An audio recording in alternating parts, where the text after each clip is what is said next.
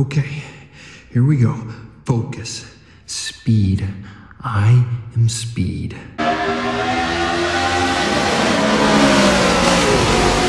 One winner. 42 losers. I eat losers for breakfast.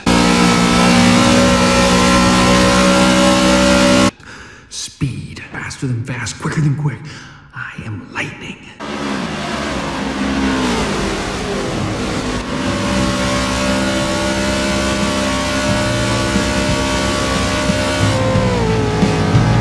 Forza series has been a major hit for quite a number of years now, but gamers who've stuck to PC have been missing out until recently. Last year, Forza Horizon 3 made a sleek arrival onto Windows 10 as the first fully-fledged entry in the franchise to come to PC.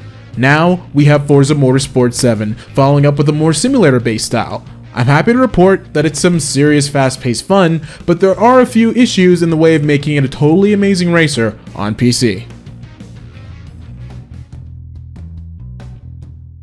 Unlike Horizon 3, Forza Motorsport 7 takes on a much more realistic and sophisticated approach to racing. Instead of a big open world, you're confined to scenic tracks. Despite the change to a more simulator-oriented style, Motorsport 7 is very approachable. Hardcore racing enthusiasts can dive into the game and have a great time, but even if you don't know anything about race cars aside from the fact that they go really fast, you'll be able to tweak your experience for more casual gameplay. Unlike Project Cars, which actually left me a bit confused, Motorsport 7 allowed me to hop into the driver's seat with no problem. The game's single-player campaign offers a robust set of races to get you used to the various driving disciplines that the game has to offer. Dubbed the Forza Drivers Cup, it features 6 championship series. Each one contains a collection of races that are spread out in groups dedicated to different types of vehicles.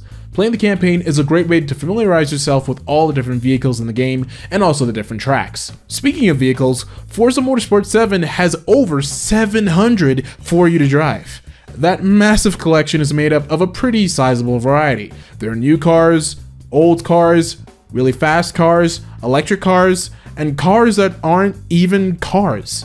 You can also drive limousines, ATVs, and even racing trucks. Not just that kind of racing truck, even semi-trucks. Oh, and cargo vans too. Why? Who knows? Collecting vehicles is a part of the experience, as the main way you go about doing so is by buying more cars to increase your collector score. As it increases, you will gain access to new vehicle tiers, which there are 5 of in all. So, your main objective is to race, so you can earn money to buy vehicles and upgrades, so you can race some more to buy even more. Turn 10 really went above and beyond when it came to cramming as much vehicles as possible into the game. Being able to drive ATVs and rally cars made sense in Horizon 3, but I can't help but feel that some of these vehicles feel very out of place in a racing simulator like Forza Motorsport 7. Even so, I guess it's fair to say the phrase, "there's something here for everyone," definitely applies in this case.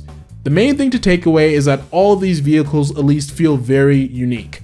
Driving a Ram truck is a very different experience than that of a Porsche in real life, and the game does a very good job at emulating that. Learning how to handle all different vehicles is the key to progressing in this game. With all of the tracks also featuring their own style and challenges, you're going to need to learn how to adapt. That's especially true when weather is involved. Racing on a track when it's nice and sunny is a far different experience than when it's pouring rain. Motorsport 7 features an amazing dynamic weather system where conditions will gradually get more intense as time passes. The weather also differs in environments. While one track may offer blue skies, another one can be gray despite there being no rain. All these variables in the tracks and vehicles and weather make the game feel very much alive and hardly ever repetitive. Forza Motorsport 7 doesn't just play very well, it also looks amazing. The lighting effects, which are fully shown off by the different times of day, look absolutely beautiful. Rain or shine, the various weather elements also look stunning. Some of the environments look so beautiful that I actually found myself sometimes getting distracted and gazing at the scenery instead of focusing on the race. To all the art directors who worked on this game, bravo to you! In addition to the stunning visuals, the sound design is also top notch. Every engine roars. And even the way the sound interacts with the surrounding environment is realistic. The lack of any background music during races allows you to become fully immersed in the rich sound quality that the game has to offer. If you have a good sound system or headset, you're in for a treat. There's obviously a lot of good points to highlight about this game, but as I said in the beginning, it does have some problems. These issues actually only apply to the PC version, and it involves optimization hiccups. Ironically, I'm tempted to say that Forza Motorsport 7 is probably one of the most well-tuned games on PC because of how it strives to keep the gameplay experience as smooth as possible with its constant dynamic optimization. But that optimization is inconsistent. Most of the game's menus have frame rate issues, which is obvious as soon as you start the game. Even some of the pre-rendered cutscenes have the same hiccups. However, the biggest offender of them all is definitely the car customization menu. I only got it to work a few times. Most of the time, however, going into this menu would result in the game slowing down to a terribly inoperable frame rate, which then turned into a complete system freeze. Freeze.